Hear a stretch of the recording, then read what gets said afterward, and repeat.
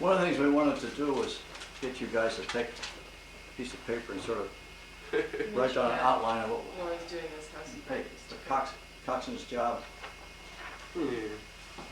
What do you do? What do you do for? What do you do? I forgot.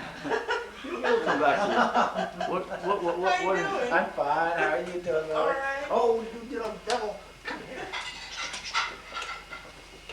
That's it, he forgot. Well, to me, things you want to think about are Sorry for the loss. what do you do with practices? How do you land training? What's a coxswain do? What if a coxswain is working? Where'd you get that? Borrowed from Tom. Oh. The boosters pay for this one. Oh, that's nice. Wow. Yeah, of course, it's the autofocus doesn't really know. I don't really like all this auto stuff. Well, I was going to start over. You're a manual guy. Let's keep it simple so there's no less stuff to bust. Yeah. But I'm not sure I've got the focus right, come to think about it. It doesn't always happen. Don't think it's Carolyn's lumpy hot I've got an idea, Charlie, before we start Oh, we're not taping doing anything yet. I know. This is just, I want your ideas, that's why we're. A good thing to do is for the three of us to talk for about 10 minutes or so for a warm-up. I mean, if this is something that you really want to show people, I think the three of us ought to talk and get all of us talking on this subject, get the ideas flowing, and then put on tape the really the direction we want to go. Yeah, well, with it. that's really what we're doing right Okay. now. I'm just playing with this thing a little bit right now, just to see what works.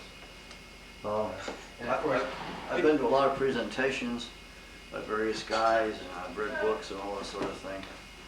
And Where any coxswain that you've got can gain the respect of the people on the boat. And I keep coming back to that because I think that's absolutely the most important aspect of it.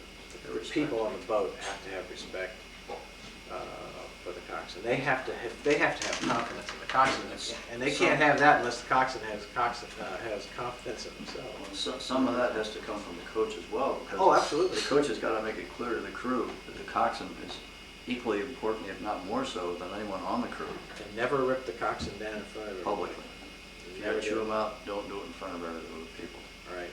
And you have a tendency to do that. I've known. I've known some other coaches who even more so. I'm trying to learn, because after a while you get real hacked off, and I so, know. why are you doing that? That's right. And you start I know. yelling at the coxswains and so forth, and the coxswain has a tough situation to begin with. One of the techniques that I've heard used, and I think it's a very good one, is publicly, out in the boat, saying out loud to the crew, so the crew can hear it, "Coxswain, I want you to remind 3 or 5, whoever's making a certain problem, remind him from time to time that he's doing that, and that person is doing that, so that they'll correct it." Because there's been occasions when crews, they don't want the coxswain tell them anything, but if the coach tells the cox publicly to tell them to do it, then this is a useful technique. Well, I think beyond that, if you're because correcting something on the water is fine, and you do that all the time. I know that's very important. I mean, you're seeing the guy making a mistake, and while you're talking to him, you're saying, okay, you're knifing in, or you're overreaching, or whatever it is, and you're correcting him as the boat's going along. And of course, everybody hears you correcting that one guy, and that's okay. I mean, that's what coaching is all about. But after you get back off the water, you get that guy together, and you get the coxswain with him. And you say, don't forget now, the thing you have to work on, and you say to the coxswain, you keep watching him on this, is, and make sure, you got lots of videos, and it seems, you got any videos taken from the coxswain seat? No. In fact, that's one of the things we want to do, and one of the things we're hoping this spring is to put a camera up behind the cox so you can see the whole crew in a race. That's one of the things we want to try and do. Right. But we do not have much of that, and it's something that'd be very useful, because I know myself, you got from the coaching launch, you can see things, but you get coxswain seat, you see things you can't see from the motorboat. Yeah. And you learn a lot being in that boat. And one of the problems And that's the other thing, the coxswains should be going with you in the coaching boat too, to see what it looks like from the coach's boat, because, Yep. for instance, it's very difficult. The coxswain can't see if somebody is not reaching. The only way they can tell is the puddle's coming by, and you can't always tell that way. So if you're looking at the side of the boat, you can see if everybody's going in together, or if everybody is reaching the same amount, or whatever. But you can't see that from the coxswain seat. It's very difficult to see that. Particularly if it's a stroke. Yeah. And so riding in the launch with you and watching, in fact, that's another way to build confidence of the coxswain and of the crew, is to put another coxswain in the boat and put the coxswain with you in the coach's boat, so that this alliance is continually built between you and the coxswain. You know what?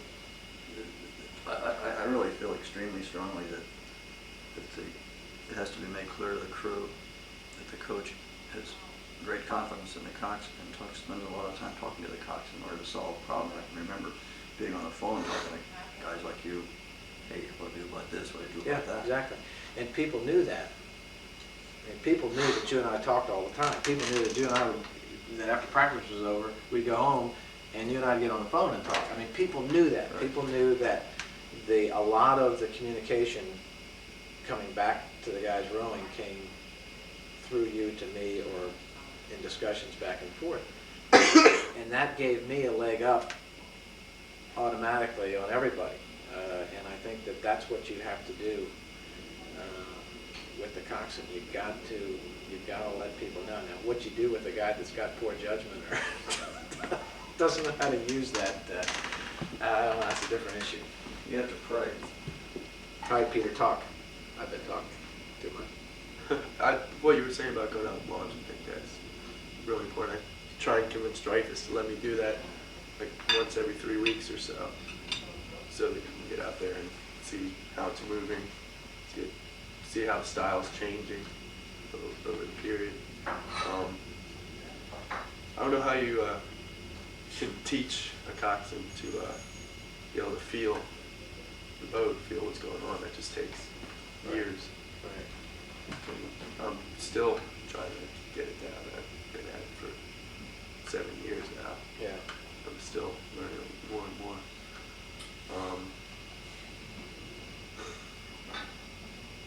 But I don't think that ever stops. I mean, No, that's, maybe 1 or 2 people who have that. you got guys like Tony Johnson and others that have been rowing all their lives, and yet they're still learning things. I mean, and it changes. Yeah. How many times has Charlie, have you changed the way that everybody's rowing? I mean, it's I've changed style a few times, Yeah. particularly in 64, 65. Yeah. So the learning process never stops. When it stops, you better quit coaching. Yeah. Well, what else do you see as important, Peter?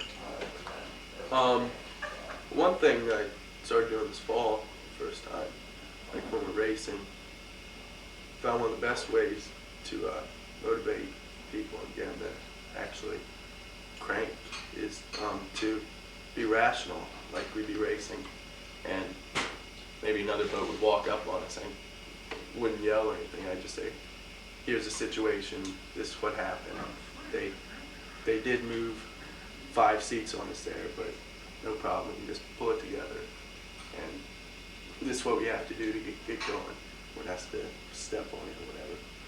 And just by speaking calmly and not yelling necessarily, just not panicking and yelling, just by speaking in good tone, I found that I could really get very good results doing that. Because up to a point, just yelling is a good thing, but after that, it just doesn't work. It gets real monotonous. It's counterproductive. In the old days, that's all we could do. If you wanted to hear you in the bow, you had to, I mean, there wasn't That's any true. choice. But the great thing about Coxswains is you Yeah. just mutter. Help a lot. Absolutely. Yeah, I think it gives honesty, being honest about. It's a great situation. tool. It's a great tool that, you know, it's very difficult to do much correcting or coaching, or it used to be very difficult to do much correcting or coaching from the Coxswains situation because you couldn't make yourself heard. I mean, it's very, very difficult.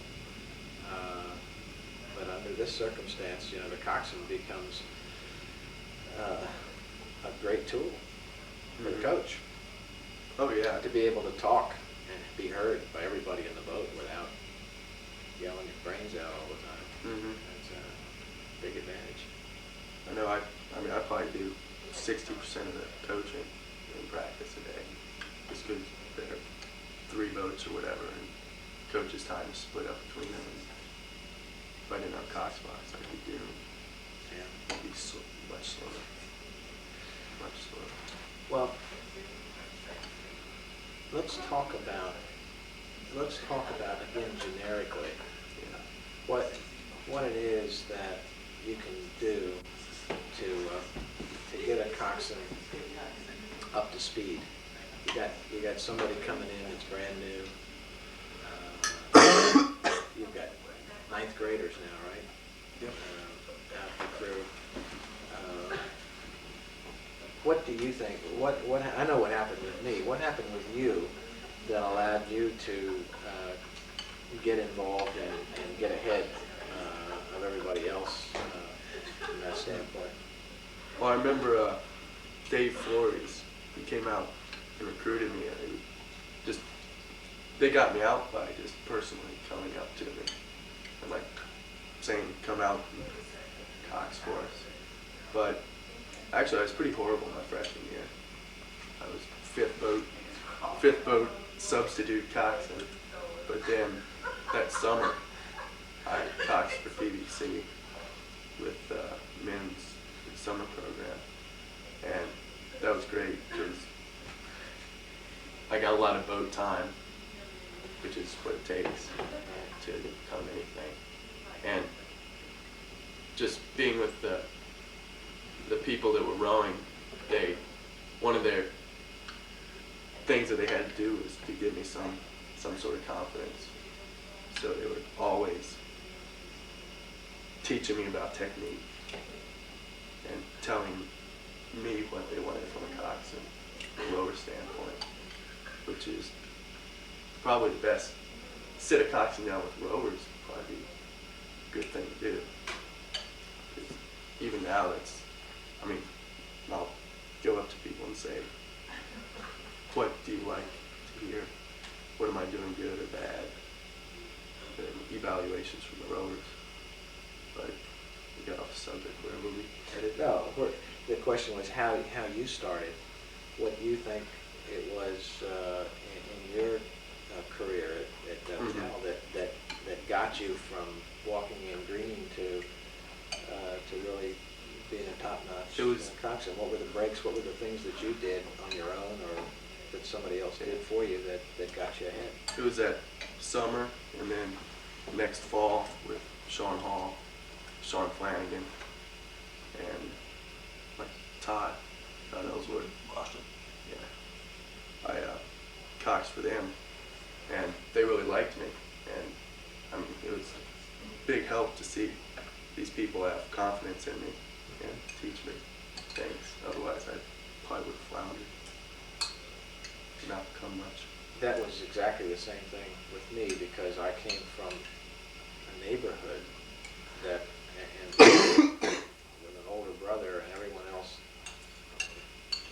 was involved in rowing. I mean, that's what I came up with. When I was in junior high school, everybody from my neighborhood was down at the boat club. And so when I actually went down to the boat club. Charlie probably doesn't remember this, but when I was in the 9th grade, and that was before 9th graders went to W-L, I was in junior high school. I came down and went out on the barge one day when I was in the 9th grade. Of course, Charlie wasn't around. He was out someplace, but these guys smuggled me onto the barge. And I actually took the barge out with a bunch of guys rowing. They got a big kick out of that. And then my 10th grade year when I was down there, first showing up down there, they didn't we had so many people out, and there were a lot of coxswains ahead of me. There were a lot of good coxswains ahead of me, as a matter of fact. There was Mike Hanley and Alejandro and Bruce Garnett, among others, and that were there. They were just a year ahead of me, all three of those guys. And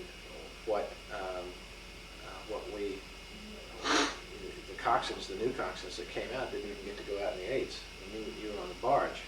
But what I did was I stayed around after practice on Saturdays and took out the Georgetown guys because they didn't know any different. They had some small guy. They had a small guy that was a coxswain from W-L. And the first boat From our club, I worked there, that's right. yeah, Georgetown doing that. the first 8 I ever took out was Georgetown guys. And so I would go down there. They're probably just glad to have you. Oh yeah, they didn't have anybody to take them out. They were ragtag bunch. They were just starting rowing. They didn't have anybody to take them out. So I remember the first time I went out, we couldn't get away from the dock. Every time we would try to row away because they knew a lot more about it than I did. And I knew technically how I was supposed to steer the boat, but finally we figured out that the handles were crossed. When I was pushing, the boat kept going back in. So those are the kinds of things you can only learn when you get out there and try it. So there's no question about it. Boat time and having somebody kind of extracurricular. And I had older guys down there that took me under their wing. Lance Parker was coaching, all these other guys, and they continually pushed me ahead and gave me confidence. Same situation that you're talking about. And obviously, everybody was down there in the summer. I mean, you couldn't get ahead in those days without rowing in the summer. I mean, that was it. So we all participated in the summer. And the more times you go out, the more races you're in, the more confidence you have, and it's a self-fulfilling prophecy. The more confidence you have in yourself, the more confidence everybody has in you. And that's really what's needed. Now, I don't think there's any substitute for learning your trade with the coxswains immediately and as fast as they can learn it, because their advantage is supposedly knowing more about what the oarsman's doing than the oarsman does. That's where you want to get to, right? And that's only done through your involvement with the coxswain and teaching them what you are trying to accomplish. Yeah. Chuck, did you row sweep or sculls or what? Sweep. You rowed sweep. Yeah. And very rarely, we didn't get much opportunity. There were so many people rowing. The only time we ever got to row. I'll tell you what we did. Bobby Duncan in the summer, my first year, put together a coxswain's crew. And we were a couple of times we rowed a 4, and a couple of times we had enough guys down there, we filled in and we rowed 8s. We never rowed in a race, but we probably rowed 3 times a week for the whole summer. And you can't beat that experience. You need to do it. You really need to be able to communicate on a one-to-one basis with the guys who are rowing and say, I've been through it. I know what you mean. I know what happens when your knuckles get hammered on the gunnels and when the guy behind you whacks you in the back because he's, it's the coxswains must have the experience. And the other thing I did was I guess between my junior and senior years, I would go down to the boat club and take out the workboat with sculls, and just all on my own. And then I never had any training. The only thing I knew was leftover right. That's the only thing I knew, and I went out and rowed in the workboat, just purely to do it. And those are the kinds of things. And again, it's a situation where the guys on the boat see that you are putting in the effort, see that you've been through it too. And it's very, very important. It's exceedingly important for the coxswains to row and understand it. Absolutely. Peter, you had you were not slightly differently on learning, did you not? I was a single scholar. I don't think I ever swept, really, W-L. rowed singles during the summer and in the fall. Get a feel that way. I can remember throwing you into a quad one day to race Mhm. when somebody was missing, much to That's your right. surprise, Aquaquad. and you won. Oh, you did. I rode an octopus also once, I think, against Chestnut Hill. Oh, you did. I think so. I don't know, I had an illustrious career there, bro. I think I rode sweep in a race also. I think I stroked a sweep 4 or something like that. Maybe I didn't stroke. Versatility is useful. Yeah. Boy, I don't think we won that one though. I don't know why. But I think those are confidence builders for the coxswain and for the people around them to know that he or she is involved. If you have no conception of what rowing actually is not really the way you can convey it to the crew. Right. Any proficiency at all. Absolutely true. Well, I think we're making good progress. Is there any thought on how you approach a practice session? Well, let's let Peter tell him what he's doing now. I mean, that's really All right, fine. state of the art. Yeah, modern technology. Practice sessions. Well, what I found out at Stanford, since we row all the time, row over most of the winter, is that if you don't prevent it, practices can become real monotonous. Just one practice after another.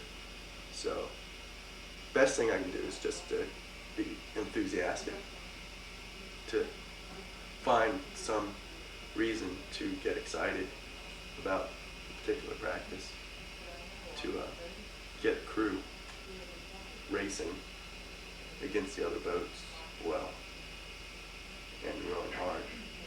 Because if you don't get excited about practices, racing in practice, there's no way that the boat will either. I think that's the most important thing.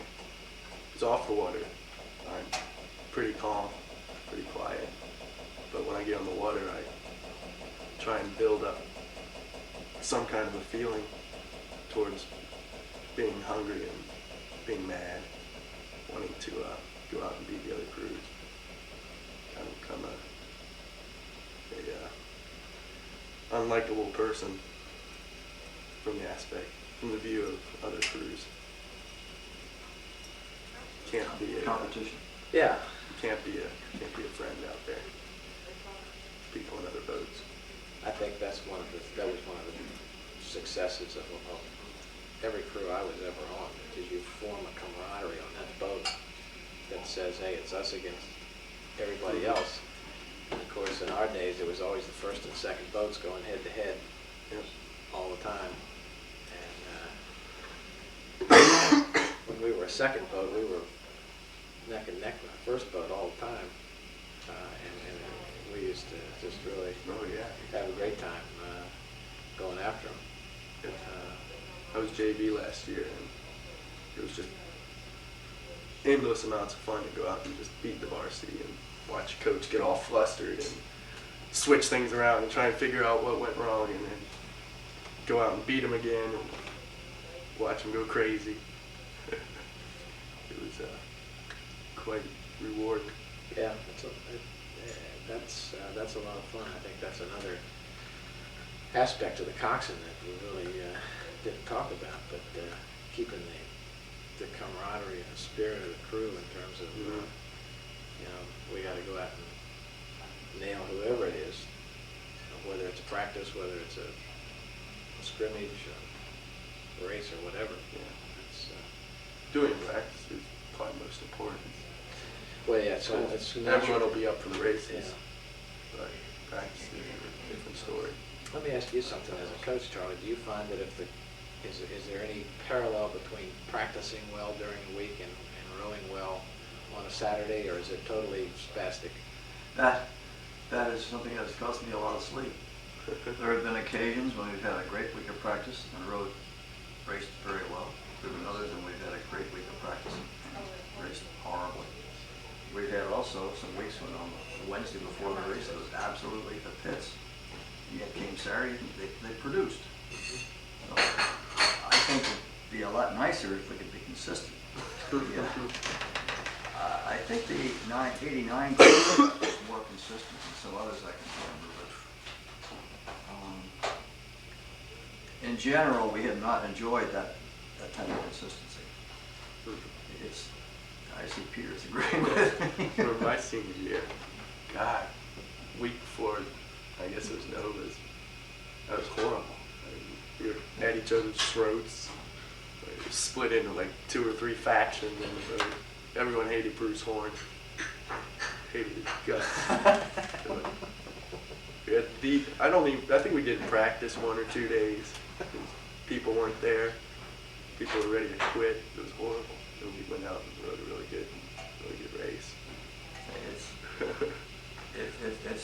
Sometimes it's a black art. I mean, it's Personalities are tough. Well, I think Chuck, you had probably one of the more 8 totally different individuals I've ever seen on a crew, and somehow your ability as a leader and a salesman held those guys always going in the right direction. It was crazy. Oh my, without you. Well, I had other crews. We had a JV crew in '74, I think it was. There were a bunch of big, strong guys. And when they were being coxed by one of their buddies who they didn't like slapping around, they were nothing. They had a girl, coxed them. She was smarter than they were, and they knew it. And as long as she was in the boat, they were great. They could win. Unfortunately, she was too old for the last couple of races of the year.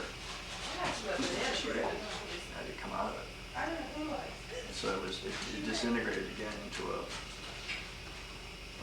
bunch of guys squabbling amongst themselves. Coxswains, boy. Yeah, we had a Donnybrook in the locker room one Sunday, and we started rowing on Sundays, getting ready for Henley, and we did that one time and decided that we weren't going to do that anymore. We had a physical fight in the locker room. You had some tough cookies on Oh, that. yeah. Absolutely.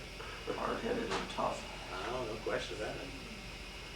No question And about it. they could also yell at one another in various languages. Yes. Several languages, yes. Dutch, Russian. Yeah, that was a good bunch. They definitely don't have to like each other. Well, Go it fast. helps. Just have to go fast. It helps, but that's right. They just have to go fast. But what do you? Charlie was talking about the possibility of talking about some things specifically that coxswains should be responsible for or do as a matter of rote every day when they come to the boat club. Check the boats, check the seats, make sure everything's in there. I Get the work out.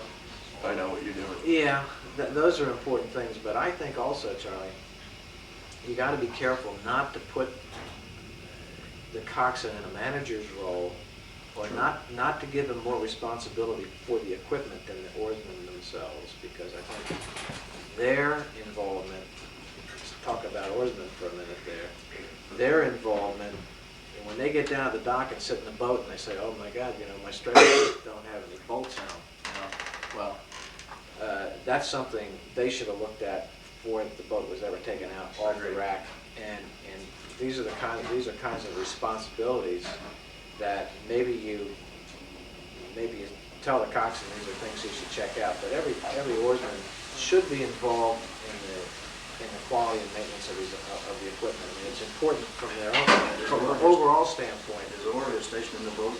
Absolutely, and I think that's real important, just from a respect of the equipment standpoint and a feeling of participating in his own well-being from the standpoint of his equipment. I think those are important things, psychologically. Great. And having the coxswain be maybe overall responsible for it and so forth is fine, but each guy should really be looking out for his own equipment and so forth, and be aware of it. Yeah, well, one of the things that we really, coxswains ought to try and do is, at the end of a workout, find out, ask up and down the boat, are there any problems? Right. And if there are, then they should be reported to somebody, whoever the poor lucky guy is that's going to do it. But somehow, anything that's loose or falling apart at the end of a workout needs to be repaired before the next day, so we don't lose time at the dock. Right, exactly. Absolutely, those things should not be lost. That's one of my big gripes in life. Yeah. Yeah, I remember we wasted a lot of time down there on the dock. Gotta keep things moving. Where you shove off from the dock, you're 4 feet out, oh, something's broken. Yeah. Pull it back, mess everything up. Yep. Right, exactly. That's, doesn't do anybody any good. How do you guys think, well, let's say you've got the boat on the water and you're going out, how do you start a warm-up? How do you talk to the crew? This is for a practice, let's say. And just generally, how do you make a boat go straight? That's basically one of the most important things a coxswain can do. Well, I think we'll let Peter talk about that because he's using a lot different equipment than I used. Yeah, And, much smaller rudder compared to the barn door you yeah, had. exactly. I mean, we had, I mean, the rudder was such a determining factor in everything. You could screw up the keel with it, you could turn the boat sideways with it, all kinds of things. And the little old thing you got now, it seems to me, makes it very, very difficult to actually make any major course corrections at all with that rudder. I mean, so you better talk about what technically how these things work these days. I'm still trying to figure out how to make the boat go perfectly straight. It's a lot of it's just being in the boat for a lot of practices and feeling how the rudder works and how quickly it responds and how fast, how much it responds to each touch of the rudder. A lot of it's just paying attention, because I remember we were racing Harvard last year at Redwood Shores, and I was watching too much of the race. I was watching Harvard and looking at us and looking at Harvard and looking at the shore. And I ended up going like, making a sort of an S down the course. I heard about that later a lot from a lot of different people. And if the next race against Northeastern, I didn't look, I just looked straight at the bridge that we were aiming to and steered the straightest course of the day. So it's attention, getting a point and staying on it. How do you hold the rudder controls? How do you physically do it? Hands? Fingers. Okay. Little pricks of the rudder. Don't. Are you only doing it when the oars are in the water? Yeah. That hasn't changed. Probably not as important as it was in your day. Oh boy, again, with that big rudder, you could just dump the whole boat sideways if you hit it too hard. You can still feel it. Feel the boat heel over a little bit when you use a rudder. So yeah, you definitely got to do it right after the catch. But there's nothing more important to steering a straight course than having the boat pull straight too. And that's something that the coxswain has to be continually aware of and talk to you about all the time. Again, you used to be able to watch the rudder all the time trying to straighten the boat out, and you were making a note to yourself, boy, there's something going wrong because the coxswain's laying on the tiller all the time. You don't necessarily see that anymore. 1959. We had that problem last year, as a matter of fact. Our starboard side was big, a lot bigger than our port side. And for the longest time, we just had this immense pull. We'd do a start, and I'd let the rudder go by itself, and we'd move over 2 lanes in 20 strokes. Yeah, well, I've been in boats like that. We figured it out that what the main problem was just timing on each side, and sharpness. The port wasn't getting the oars in to the starboard. And I was talking to John Pescator about this, and he didn't put a whole lot of faith in that one side was out pulling the other. He said the boat's 60 feet long, and the only thing that's going to really make it turn that much is just sharpness and timing on the sides. And that's what it was. Yeah. Well, I know that there are a lot of tricks you can do that we never used to do with rigging and Get them all. Well, when he was going with the 59 crew, the varsity, starboard pulled the entire year up until Wednesday before the Stotesbury. We finally solved the problem by switching Frank Benson from 3 to 2, and his last screams of anguish. Because he didn't want to do it, but he did it and did fine. We never heard of switching riggers from the bow forward to the bow to, that would have solved the problem as well. But the thing worked out very well. But it's just really important to go straight. You talked about watching bridges. What do you do on a workout in a place like the Potomac? What do you do to go straight here? I'm trying to remember what Potomac's like. I know there's not many bridges to look at in some places. I guess just gotta find something on the shore. I know out of school we practice on the bay, and there's absolutely nothing to look at. So you just kind of watch your wake, judge how you're doing. It's just a wide open, flat expanse. You can't see much of anything, especially when there's fog.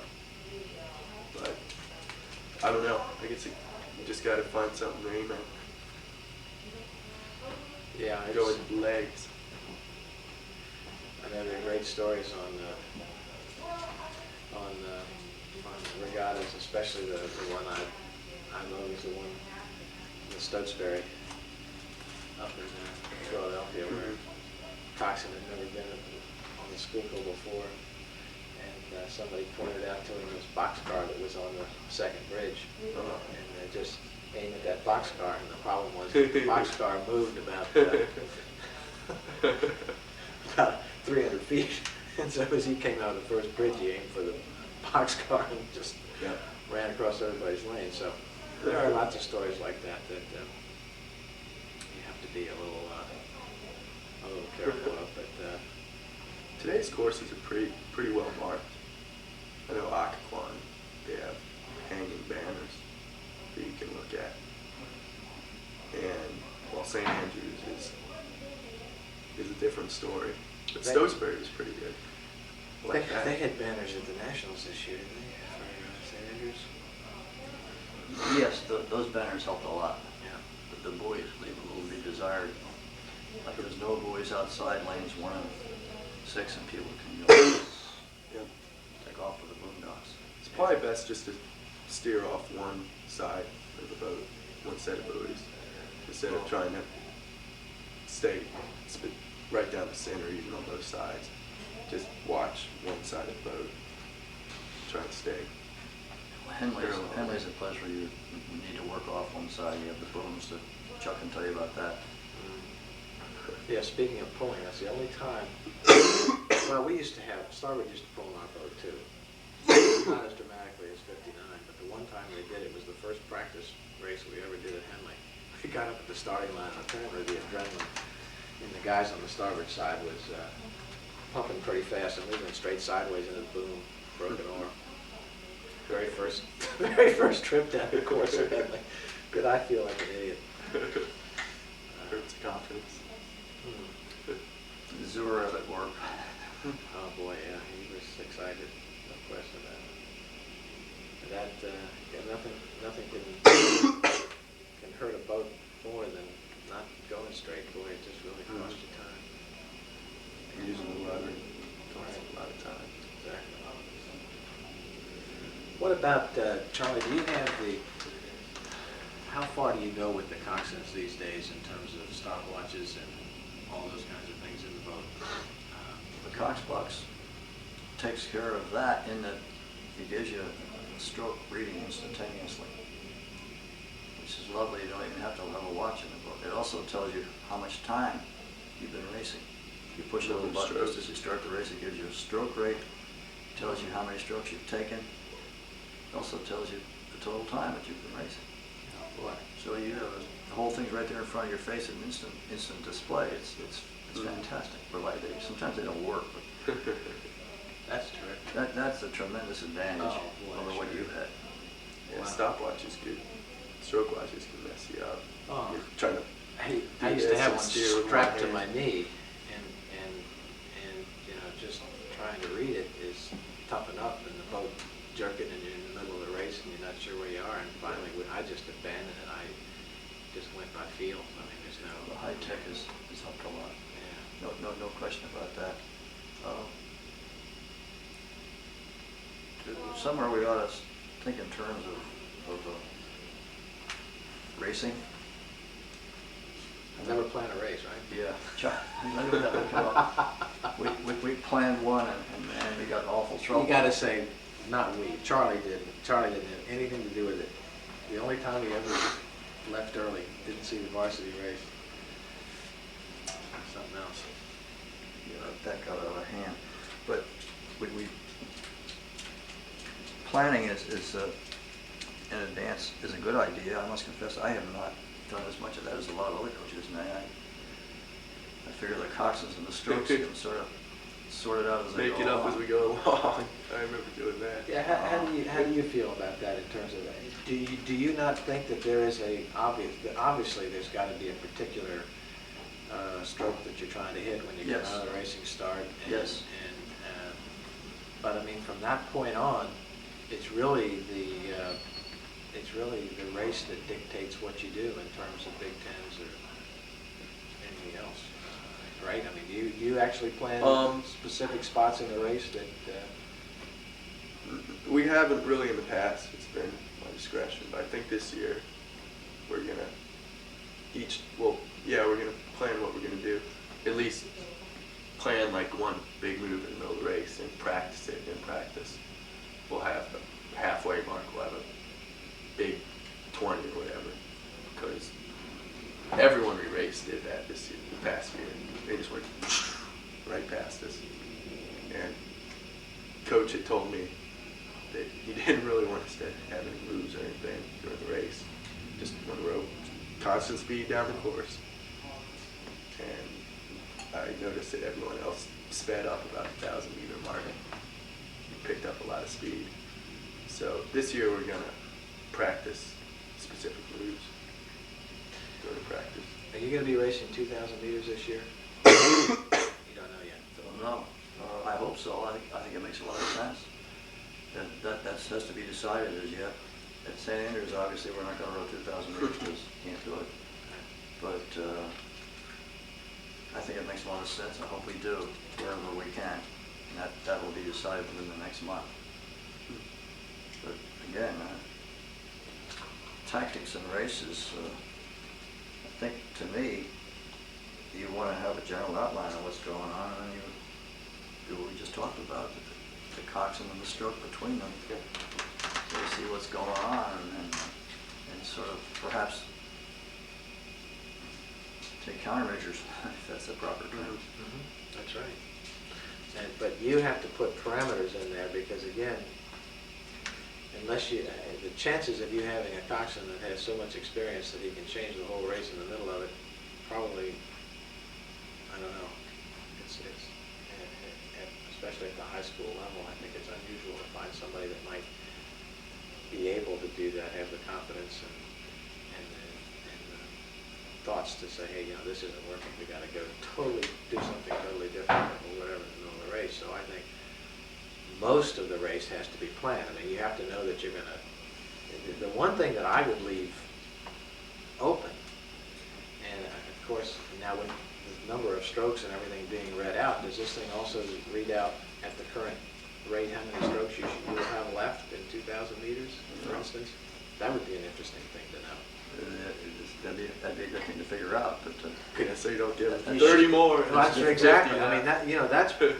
I tell you, the most complaints ever yes. from oarsmen come down to that. If you misjudge the finish line, Gross amount. and you say, okay, this is Overestimate. the last 20, and you know, they hit 20 and then you say 10 more and they hit that, you say 10.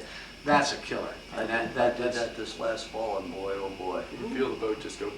Yeah, that's the worst thing that you can do. So what I would do if I were you is try to program weed out, because you certainly all the automobiles have it now. You know, they tell you how much gas you have left, and at this mileage, how many. Yeah, but that Well, changes. you can't really do that. Current because and wind. And Wind, current.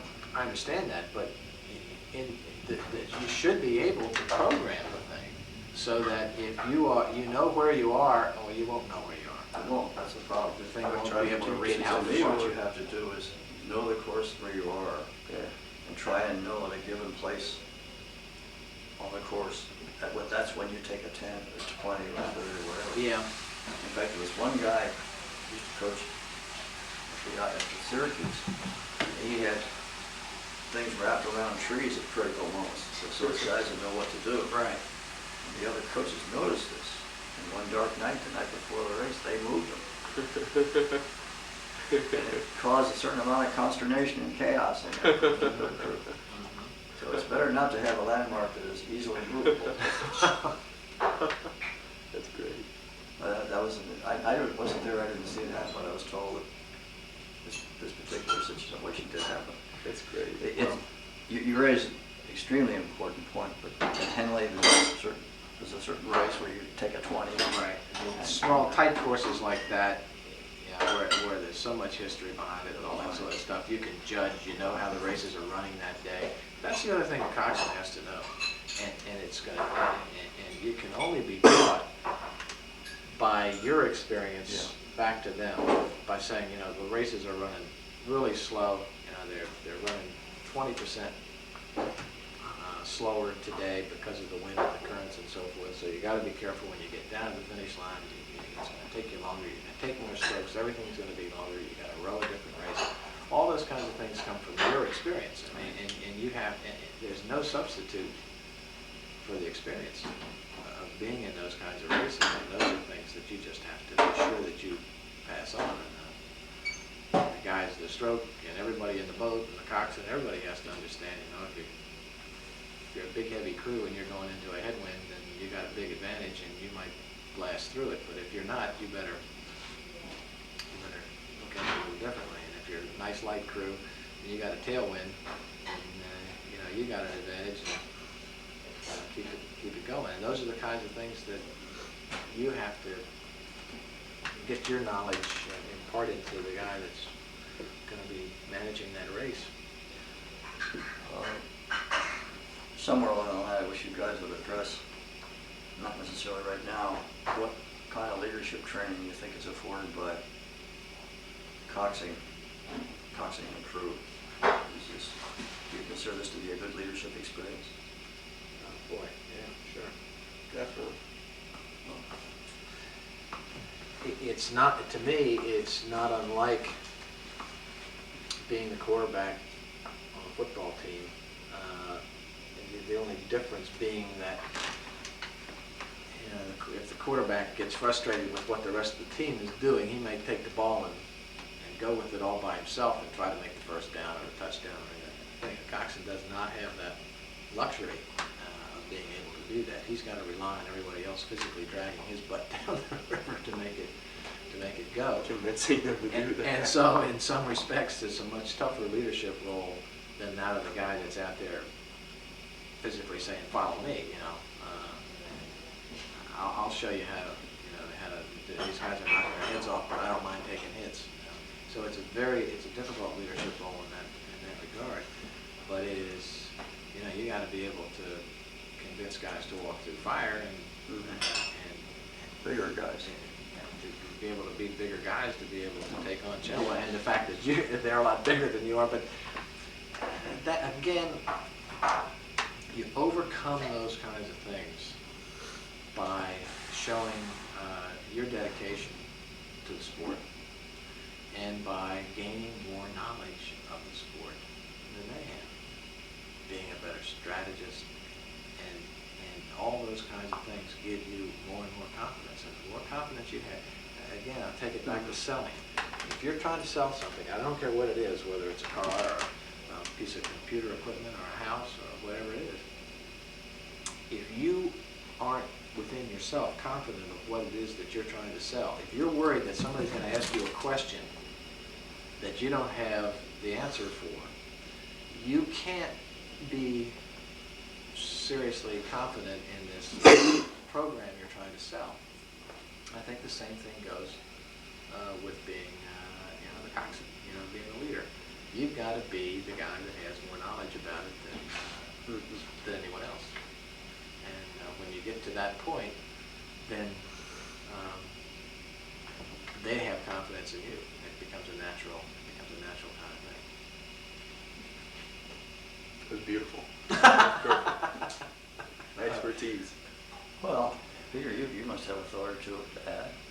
Well, having graduating and gathered all my thoughts over the past 20 years or so. Yes, at least, Peter. I think confidence in what you're doing is the most important thing, and taking charge when you're out on the water can't be timid at all. You gotta be forceful, a bastard sometimes. You probably won't be liked by a lot of people, hopefully respected by your boat, but confidence and showing that to the boat is the most important thing, without a doubt. Confidence in them and confidence in yourself. Be loud and forceful. Best thing you can do. Those novice coxswains who come out and just sit there in the boat and never say anything. It doesn't do the job. I know, talk to oarsmen, even if they're just excited when they get a novice coxswain that comes out and just says stuff and yells and encourages them, instead of just sitting there like a mushroom growing out in the backyard. Do you consider It's a personality. Well, actually, it's something you can develop, I think. I don't think you're born a coxswain, because I'm not the most loud and outgoing person, but I turn that off when I get down to the boathouse, get down to the water. Definitely got to undergo a change, if only for 2 hours or so. you both feel it's important to vary what you're saying as you're going along? I mean, with head coxswains who are playing a record, they remember a sequence and they just keep saying the same thing over and over continuously. Well, if you know what you're talking about, you shouldn't have a problem with that. I mean, they probably just hands, waves. Do you think you should talk all the time? No, well, I think it's critical that you not talk all the time. And certainly if you don't have anything more to say than just rote kind of stuff. The point is that a coxswain's not a cheerleader. And a coxswain's not, there are two things. He's not a cheerleader and he's not just the guy that steers the boat. There are a lot of things in between. He's a cheerleader, he's a coach, he's the guy that steers the boat, and he's the guy he's the glue that molds this whole Weird hybrid together. Yeah, he or she has to be all of those things, and it's a tough kind of role to have, because everybody is relying on you. First place, you're the only one that can see what's happening in the race, or should be, and you're the only one that can see the finish line, and so everyone is really counting on you to get that boat from the starting line to the finish line and be first. You know, that's it. That's what your job is. And everything you do, from the day you show up down there on the water when it's cold as the devil in February until you finish that final race, whenever it might be, hopefully winning the PE Cup in Henley, everyone has counted on you from the very beginning to get that boat on the water up to the starting line, finish that race first, and that's what you want. You want them counting on you to do that. That's what's important. And in order to do that, you just have to learn your trade. The more you know about the trade, the more confidence you have, and the better you'll be. And it's just absolutely, it doesn't matter what you do in life. I mean, let's not get too philosophical about this, but it's absolutely true. The more you know about what it is that you're trying to accomplish, the far better chance you have of actually making it happen, especially when you're trying to convince other people of it. And you have other people relying on you. It's not just you. That's what it comes down to.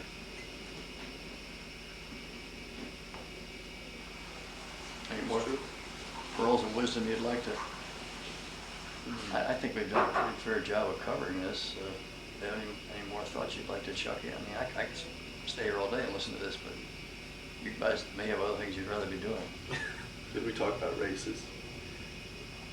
Well, we didn't talk about it. I'd like to hear what Peter does in a race. I mean, that would Right, be fine. interesting to me.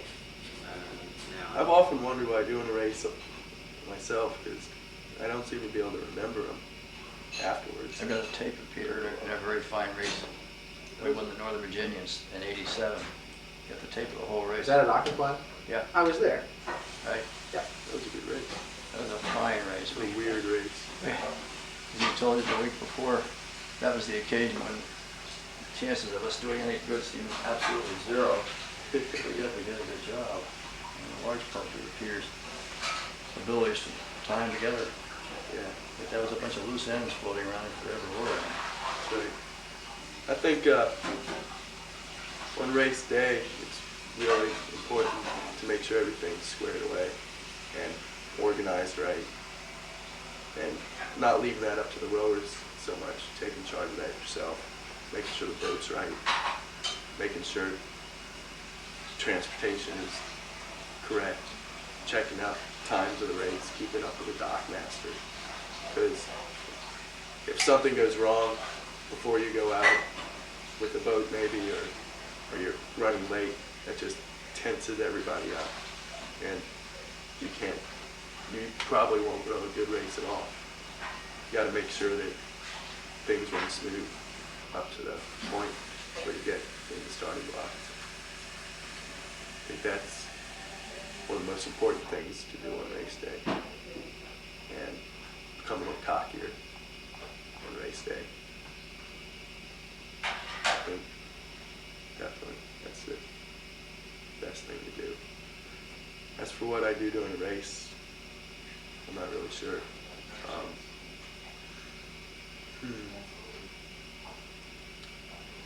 How do you Very aggressive. How do you call settling from a racing start?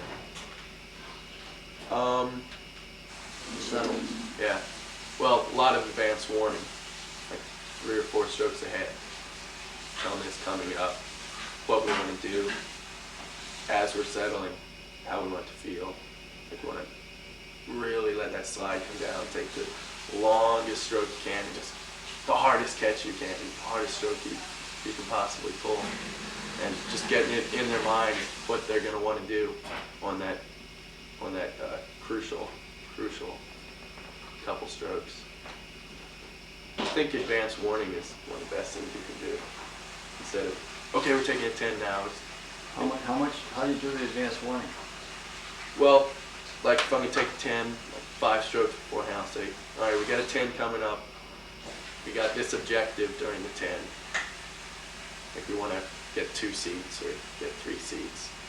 And in this 10, we don't want the stroke to come up, but we really want to make sure it's long, or want to make sure we finish the stroke the same every way. Just got to be detailed about what you're doing in every facet.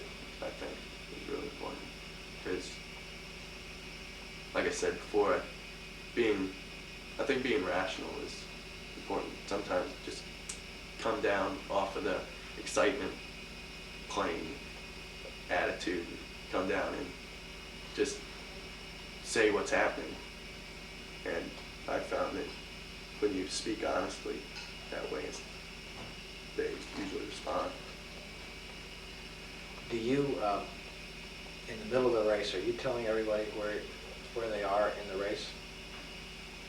Not constantly, but I definitely, you gotta tell them maybe every 15 strokes or so, 20 strokes, where the other 5 boats or whatever are. In a dual race, it's a little easier. But, oh yeah, you don't tell them where they are. It's bad.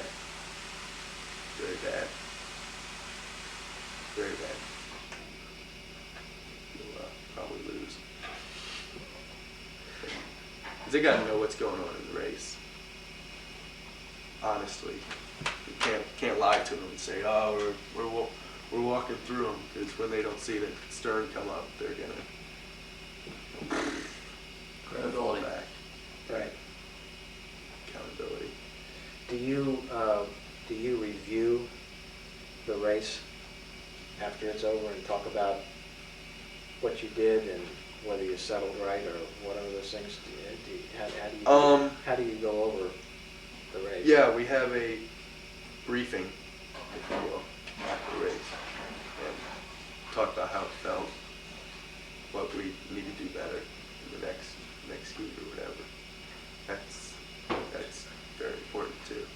To learn from the race, not make the same mistakes. We do that beforehand, before you go out, sit down, talk about what you got to do. Talk about it during the warm-up. Make sure you have a good warm-up. Everyone concentrating on the drills, and not watching the crew rolling down the course. I think it's all just concentration. I think that's a major responsibility of the coxswain, is keeping everybody concentrating on the business at hand on race day. Very important once you're out on the water, because everyone in that boat will have a different feeling about the race. Some of them will be really uptight, some of them will be loose, some of them will be cocky, some of them some of them want to be quiet, some of them want to talk, and it's very important that the people on the boat don't irritate each other with however they're reacting at the moment to the tension, which is always, the excitement, which is always there, and you have to get a feel for that. And I think it's important. I think it's important for the crew to talk about it among themselves. The fact that you've got these kinds of distractions within the boat and outside the boat during the race, and that everybody has to concentrate really hard on the warm-ups and getting set for the race. And if unusual things happen, again, that's something else you have to talk about. You have to talk about the fact that unusual things will happen. You'll get up there at the start, and the race, 2 races ahead of you will have 2 false starts, or whatever. I mean, these are all kinds of things that you need to discuss and say, look, you can't let anything that happens distract us. And have a game plan in mind. If you've already done your warm-ups and you're coming up to the line, and they have a false start, and they have to bring all the boats back, and you immediately should turn around and take your warm-ups again. Keep moving. Don't sit. Don't get tied up. Concentrate and be continually thinking about what the... Can you stop the dishwasher for a moment?